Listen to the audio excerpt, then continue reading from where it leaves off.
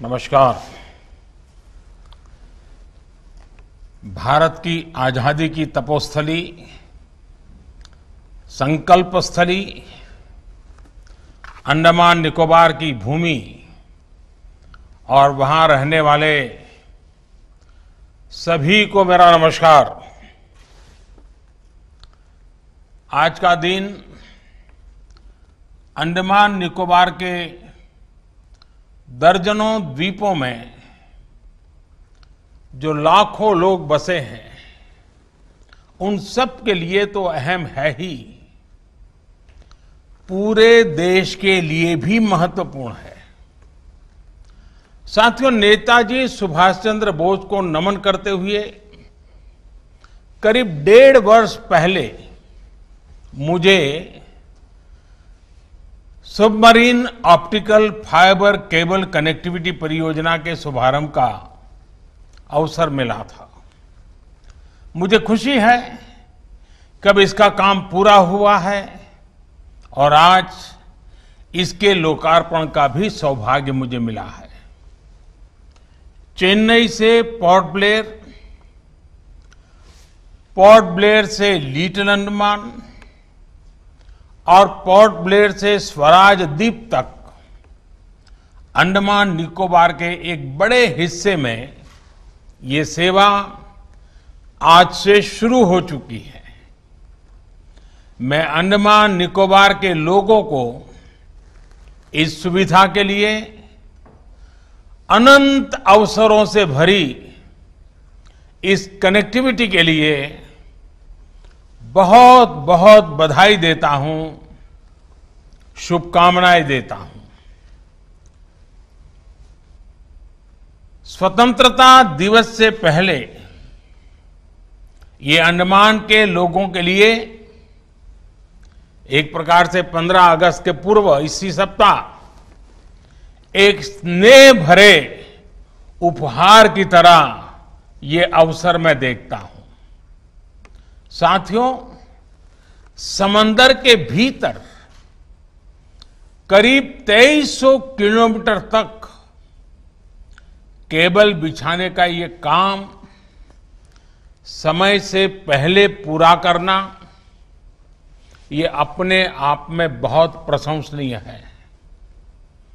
गहरे समंदर में सर्वे करना, केबल की क्वालिटी मेंटेन रखना, विशेष जहाजों के जरिए केबल को बिछाना, यह आसान नहीं है।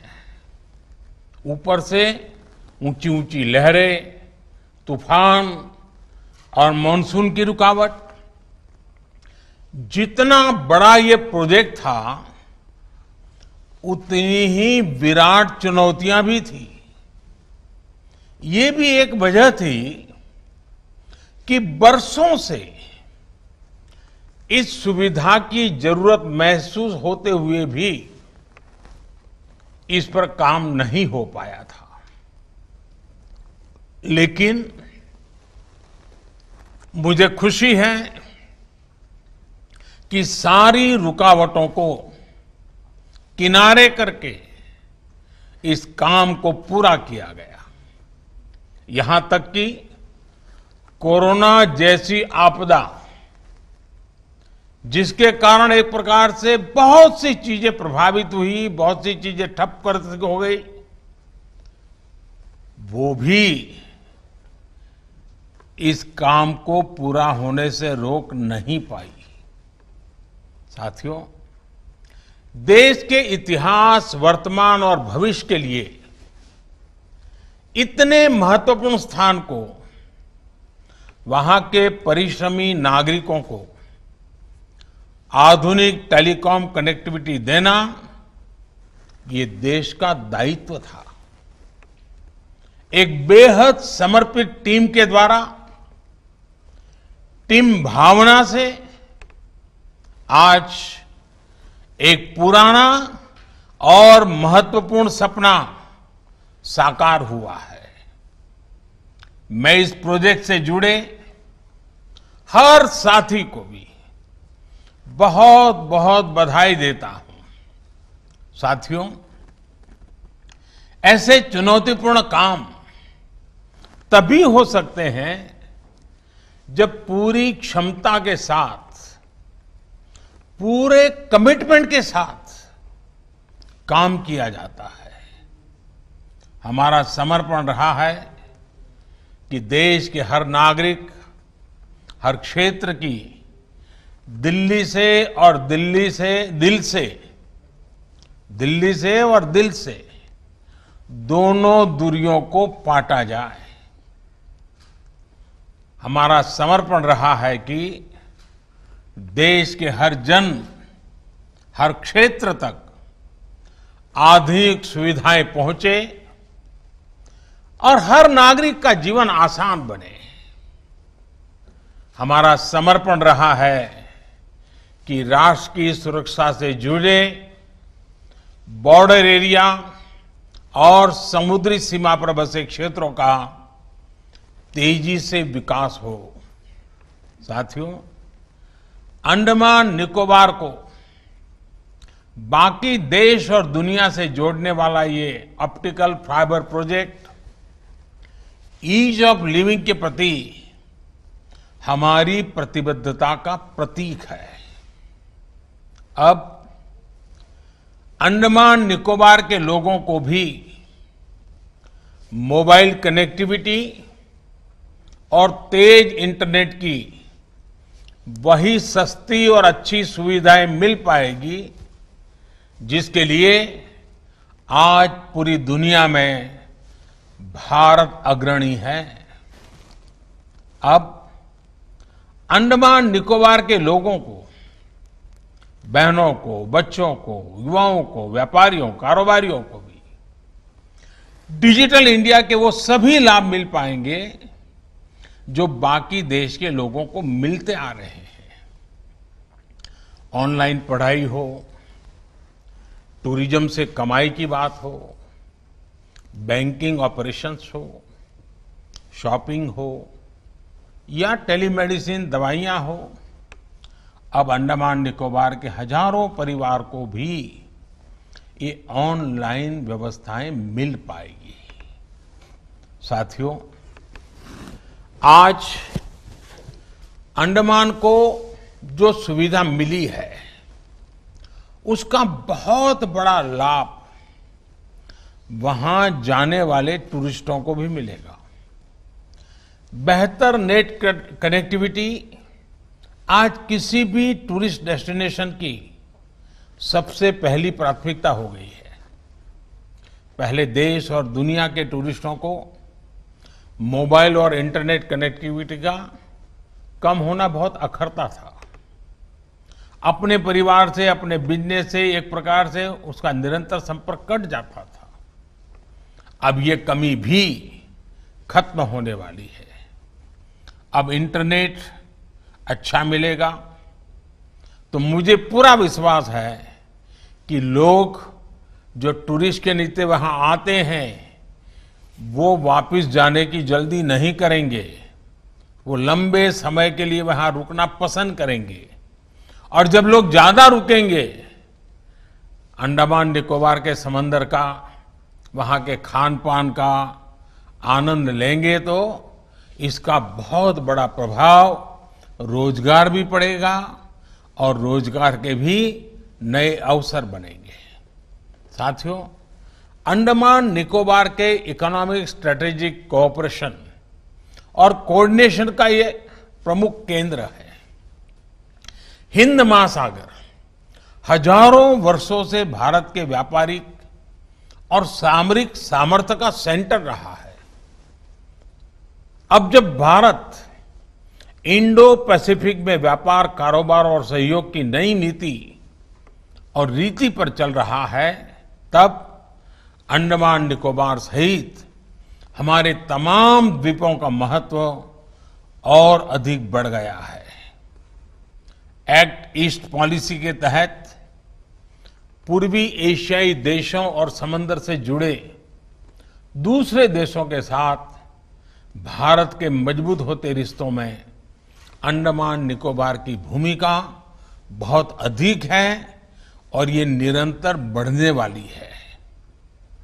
नए भारत में अंडमान निकोबार द्वीप समूह की इसी भूमिका को मजबूत करने के लिए 3 साल पहले आइलैंड डेवलपमेंट एजेंसी का गठन किया गया था। आज आप देख रहे हैं कि अंडमान निकोबार में जो प्रोजेक्ट बरसों बरस पूरे नहीं होते थे, वो अब तेजी से कंप्लीट हो रहे हैं। साथियों, अंडमान और निकोबार के 12 आइलैंड्स में हाई इंपैक्ट प्रोजेक्ट का विस्तार किया जा रहा है। मोबाइल और इंटरनेट कनेक्टिविटी की एक बहुत बड़ी समस्या का समाधान तो आज हो चुका है। इसके अलावा रोड, एयर और वाटर के जरिए फिजिकल कनेक्टिविटी को भी सशक्त किया जा रहा है। नॉर्थ और मिडल अंडमान की रोड कनेक्टिविटी को मजबूत करने के लिए 2 बड़े ब्रिज और NH4 के चौड़ीकरण पर तेजी से काम हो रहा है। पोर्ट ब्लेयर एयरपोर्ट में एक साथ 1200 यात्रियों को हैंडल करने की कैपेसिटी आने वाले कुछ महीनों में बनकर तैयार हो जाएगी। इसके अलावा दिगलीपुर, कार निकोबार और कैम्बेल बे में भी एयरपोर्ट ऑपरेशन के लिए तैयार हो चुके हैं। स्वराज द्वीप, शहीद द्वीप और लॉन्ग आइलैंड में पैसेंजर टर्मिनल, फ्लोटिंग जेटी जैसे वाटर एरोड्रोम इंफ्रास्ट्रक्चर भी आने वाले कुछ समय में बनकर तैयार हो जाएंगे। इसके बाद यहां उड़ान योजना के तहत सी प्लेन की सेवाएं शुरू हो जाएगी। इससे एक आइलैंड से दूसरे आइलैंड की कनेक्टिविटी मजबूत होगी और आने जाने में आपका समय भी कम लगा करेगा। साथियों, आइलैंड के बीच और बाकी देश से वाटर कनेक्टिविटी की सुविधा को बढ़ाने के लिए कोची शिपयार्ड में जो 4 जहाज बनाए जा रहे हैं, उनकी डिलीवरी भी आने वाले कुछ महीनों में हो जाएगी। प्रयास ये है कि अगले 1 साल में बड़े जहाजों को रिपेयर करने की सुविधा वहीं आइलैंड में ही विकसित हो। इससे आपका समय बचेगा, खर्च कम होगा और रोजगार के अवसर भी बनेंगे। इसका बहुत बड़ा लाभ फिशरीज सेक्टर को भी होगा। साथियों, आने वाले समय में Andaman Nicobar port lead development के हब के रूप में विकसित होने वाला है। अंडमान निकोबार दुनिया के कई पोर्ट से बहुत कॉम्पिटिटिव डिस्टेंस पर स्थित है। आज पूरी दुनिया ये मान रही है, जिस देश में पोर्ट्स का नेटवर्क और उनकी कनेक्टिविटी बेहतर होगी, वहीं 21वीं सदी के ट्रेड को गति देगा। ऐसे में अंडमान निकोबार में हो रहे इंफ्रास्ट्रक्चर से जुड़े कार्य उसे विकास की नई ऊंचाइयों पर पहुंचाएंगे।